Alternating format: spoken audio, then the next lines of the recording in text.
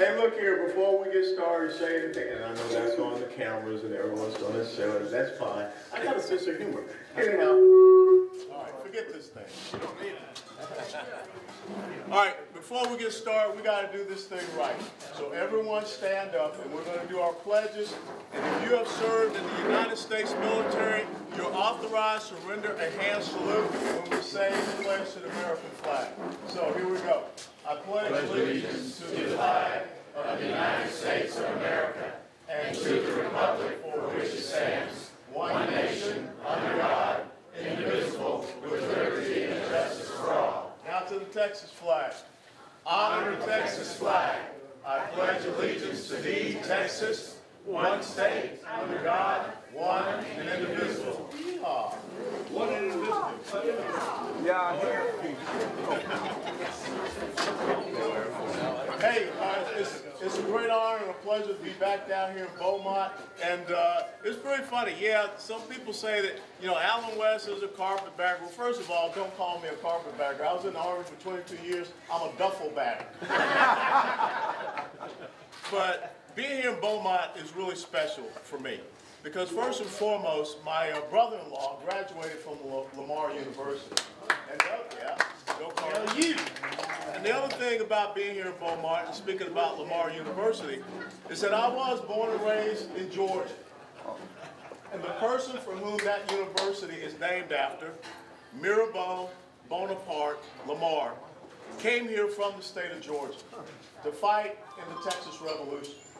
And so when you hear people talk about Texas, I want you to understand, Texas is not about where you came from. It's not about where you were born. It's about a spirit within you. It's about answering the call of service, answering the call to fight for liberty and freedom. And that's what Mirabeau Lamar did. That's what another Georgian did. His name was James Fannin. And James Fannin, as you know, he was right there on October the 2nd of 1835 in a little town called Gonzales when they said, "Come and take it," which is right there. It's also about another guy that came here from Georgia, Thomas Jefferson Rusk.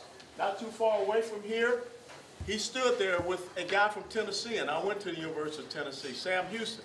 And they charged the field at San Jacinto, and in 18 minutes secured the independence of this great state of Texas. And of course, Thomas Jefferson Rusk went on to be that first Secretary of War. Just to say, as Mirabeau Lamar was the first Vice President of the Republic of Texas, and he was the second President of the Republic of Texas. And we know the history of Tennessee volunteers, and that's why I'm proud to say that I'm a Vol for life. That's what you get. That's the title that you earned having graduated up there from the University of Tennessee in Knoxville. Davy Crockett, Sam Houston. You think about those incredible names. They weren't carpetbaggers. They were people that came here to stand up and fight. And when you look at this moment and this time here in the state of Texas, it's a time for us to stand up and fight once again. Fight for your individual rights, freedoms, and liberties. Because what we have to come back and realize that we live in a republic. And in a republic, it's about two things. It's about respecting the individual and their sovereignty as the individual over the institution of government. It's also about restoring that sense of the rule of law. And that's what we have to do here in Texas. I will tell you that you're looking at a guy that will never look at anybody, never look at Jeff or any of you and say that I can make a decision about who or what's essential. Because for each and every one of you, your liberty is essential. For every single business owner here in the state of Texas, their business is essential. And so I'm not going to make that decision because I don't see myself as being a constitutional monarch. I'm not Pharaoh Ramses in the movie The Ten Commandments, where I sit back around and say, "So let it be written, so let it be done." And that's why I decided to step down from being the chairman of the Republican Party of Texas to run for governor. Because you all are saying, here are our legislative priorities. Here are the things that we want to see get passed to make sure that Texas stays a strong, constitutional, conservative state. When I was chairman, we had 9 legislative priorities. We had a legislative priority to curtail executive overreach. Because even in an emergency, by the Texas State Constitution, the governor, after 30 days, is supposed to bring the legislature in. That didn't happen here. And so we had a governor that changed election law, which he does not have the constitutional power to do. Changing early voting from 2 weeks to 3 weeks. We had a governor that took $290 million of your Texas taxpayer money. He was going to give it to a corporation to do contact tracing on you. Not a decision that he can make. That's supposed to be out of the legislature. We look at that and say, why is this happening here in Texas? School choice. I know that we had the chaplain here that is now a headmaster of one of these Christian conservative schools here. We couldn't even get school choice passed. I'm a product of school choice. We need to make sure that every single child in the state of Texas has the ability to have an equality of opportunity through a quality education. Texas is 46 or 47 in education in the United States of America. We got to do better. And so instead of us having social emotional learning being taught to our kids, instead of us having this cultural Marxism and critical race theory, which says that you blame because of the pigmentation of your skin, you're evil, and you're an oppressor. And me, because of the pigmentation of my skin, I'm oppressed, and I'm a victim. I'm not a victim. I live in the greatest nation and in the greatest state that the world has ever known. And in 1961, I was born in a blacks-only hospital in Atlanta, Georgia. So how can a kid born in a blacks-only hospital grow up to command a battalion of 600 in combat when his dad was just a corporal in a segregated army?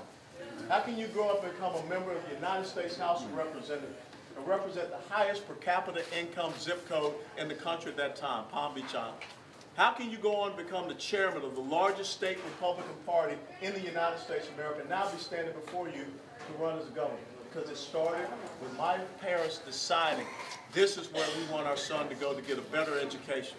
A small Catholic school located right across the street from Ebenezer Baptist Church. That's why I disagree with what Terry McAuliffe said in Virginia. Parents do have a right to decide what their children are being taught. Yeah, definitely. Speaking of children, we got to protect our children. The fact that we had a legislative priority to end child gender modification surgeries and procedures in Texas, we couldn't get it passed. Children as young as 8 years of age are being forced onto hormonal therapies, puberty blockers, even undergoing surgeries. That should not be happening here. That's right. And there was legislation that we had in the House and the Senate to make that happen, and guess what? It never passed. We got to fix that. You think about Texas being the only state in the United States of America that has its own Declaration of Independence. Think about what happened not too far away from you all at that San Jacinto battlefield. All the incredible history here, all the incredible monuments here. But yet we could not get protection for our historical monuments and markers passed through this last legislature. That's insane.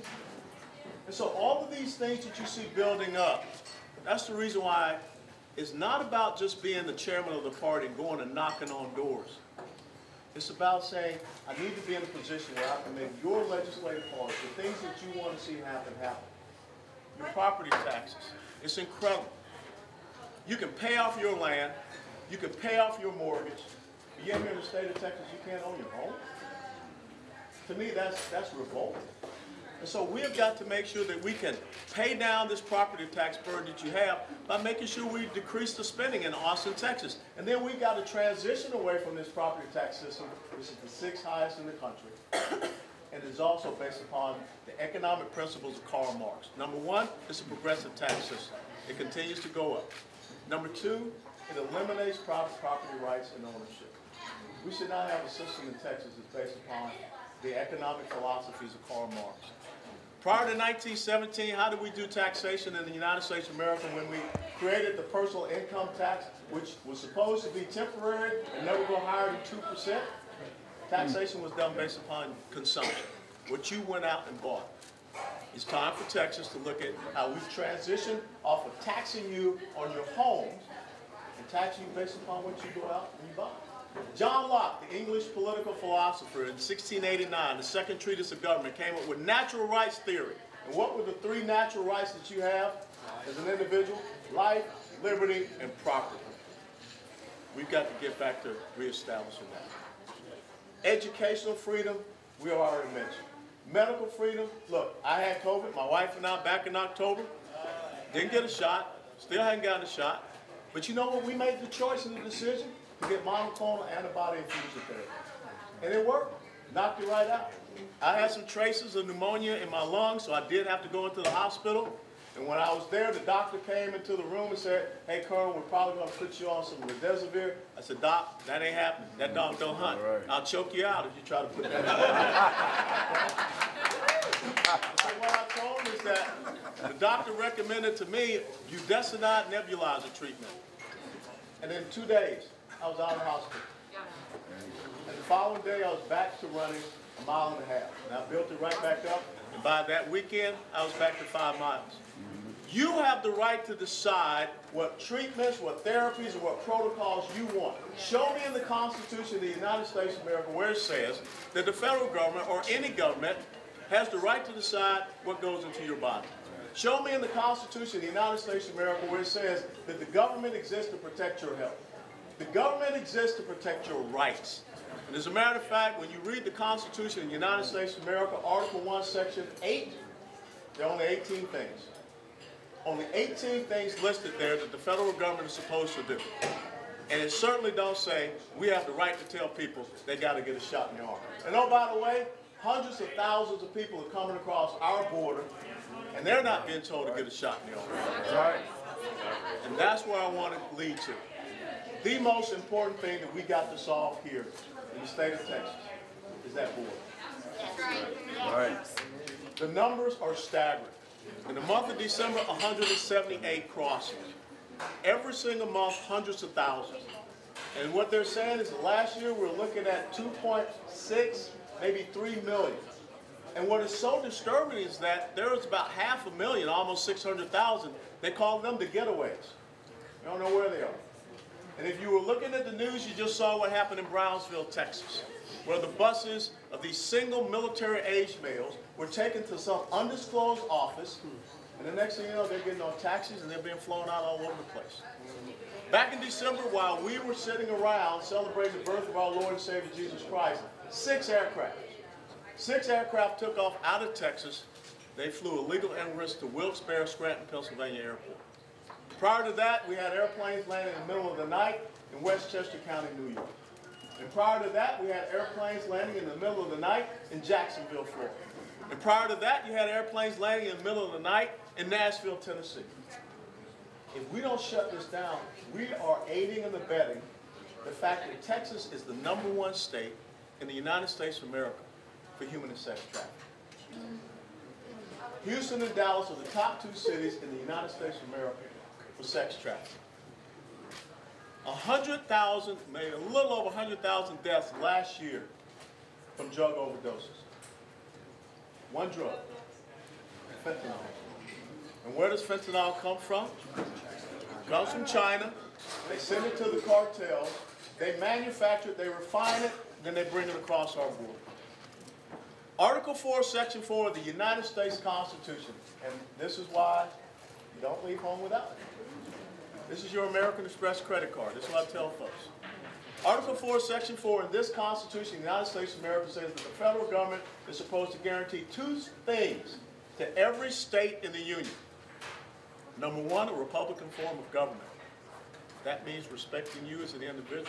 That means honoring the rule of law. Number 2, to protect every state in the Union from invasion. That's it. That's the guarantee clause. They're not doing that. So guess what? In the brilliance of the Founding Fathers, they wrote Article 1, Section 10, Clause number 3. And it says exactly what states can do if actually invaded when there's an imminent danger without any admit of delay.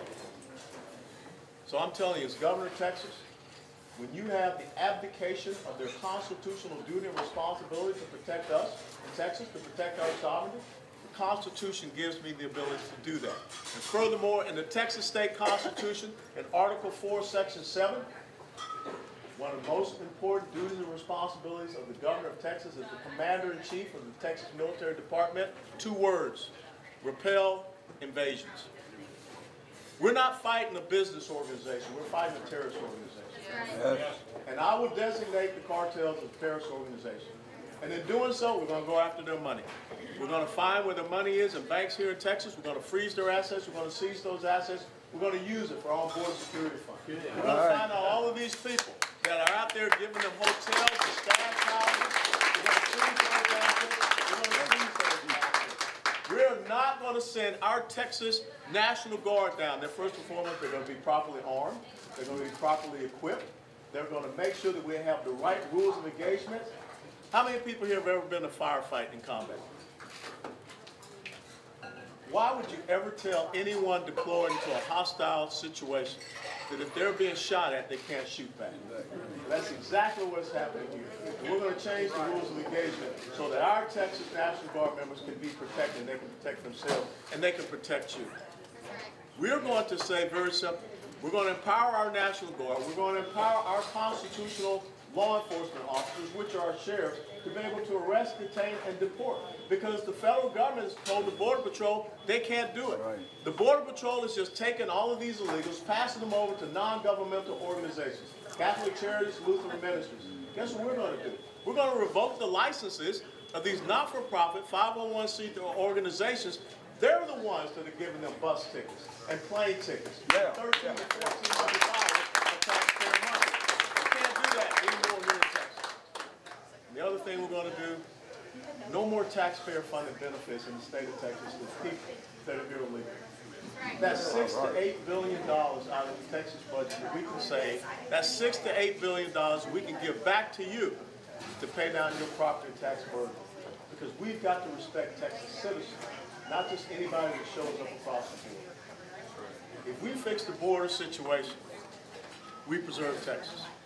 And why is the border situation so important? Why are they so upset about it? Because this is purposeful, this is intentional. And I can tell you why. Why are they upset up in Washington, D.C. about this Voter Rights Act? Because in this quote-unquote Voter Rights Act, there was no picture ID to vote in the United States of America. There is no voter registration roll review in the United States of America.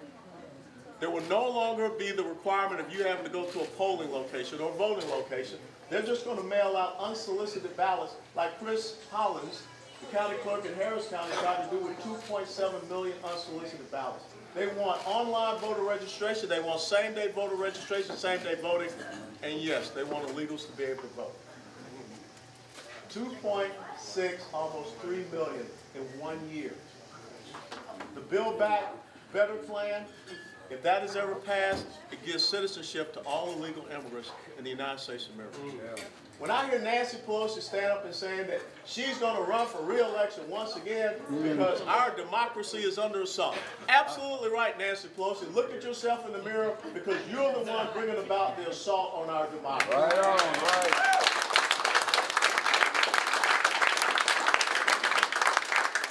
But we're going to stand strong here in Texas. And the reason why we're going to stand strong here in Texas is because of Georgians and Tennesseans who came here to stand strong in Texas.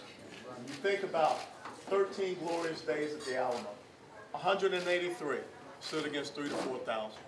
When you think about that San Jacinto battlefield, April the 21st of 1836, those twin sisters, those two cannons fired at 4:30 in the afternoon. At 4:48, it was over. That's what happens when you stand strong on the right principles and the right values, and you have that moral high ground, and you believe in your cause. So that's what I would like to be able to do for you. On 31 July 1982, I took an oath at the University of Tennessee, Knoxville, in Stokely Athletic Center. And I uttered those words that many of you all here, my brothers and sisters, as veterans said, that I, Alan Bernard West, do solemnly swear to support and defend the Constitution of the United States of America, that I pledge true faith and allegiance to the same. And I said that I would do it against all enemies, foreign and domestic. And I said that I took that obligation freely without any purpose of mental reservation and close it out with so help me God. I would be honored if you would consider me to be able to take the oath to the Texas State Constitution in January of 2023 so that I can continue my life of service, sacrifice, and commitment and standing, just like all of those that have gone before us have done. I'll close on this and then we'll take your questions. One of my favorite quotes from Mark Twain that I always like to share with people. Mark Twain said there are two most important days in your life. It's the day that you're born and the day you find out why. It's so important for each and every one of us right now You know the answer to the first one, but if you don't know the answer to the second one, please find out as soon as possible. 31 January ends voter registration for this primary election. 14 February, we start early voting for this primary election. And of course, the election is March the 1st. And the thing I want you to think about in this election cycle, the day after March the 1st is March the 2nd. And March the 2nd has a very important meaning here in the state of Texas, because that's Texas Independence Day. So when